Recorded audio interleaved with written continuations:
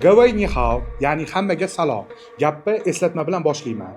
Tarixsiz kelajak yo'q. Biz bugun Buyuk Ipak yo'li karvoni qurilishi va O'rta Osiyoga yuborilgan birinchi ekspeditsiya komandasi haqida gaplashamiz. Stop! To'xtanglar. Men bitta muhim informatsiya aytaman.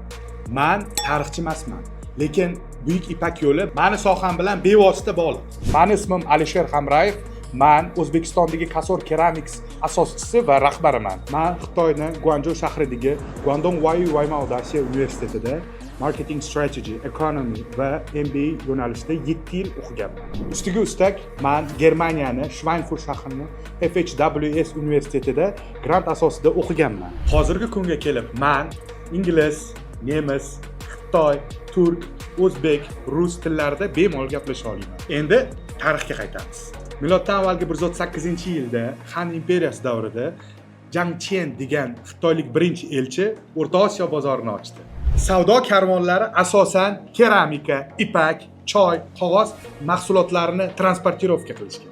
Buyuk Ipak yo'li bugungi kunda madaniyat poydevori va simfoniyasi hisoblanadi. Hozirgi kunga kelib bo'lsa, Idailu, Один поезд, один путь proyekti Xitoyning modernlashtirilgan Buyuk Ipak yo'li proyekti hisoblanadi. O'zbekiston bu strategiyadan ko'proq foyda ko'ryapti. Xitoy bilan aloqalar kuchayib, keramogranit, metallogranit, kafel industriyasi bo'yicha yangi perspektivalar paydo bo'lyapti. Shu sababli O'zbekiston xalqiga visokotexnologik plitkalarni biz Kasor Keramics jamoasi taqdim etamiz. Keramogranit haqida ma'lumot olmoqchi bo'lsangiz, ushbu profilga obuna bo'ling va qaynoq informatsiyalardan boxabar bo'lib turasizlar.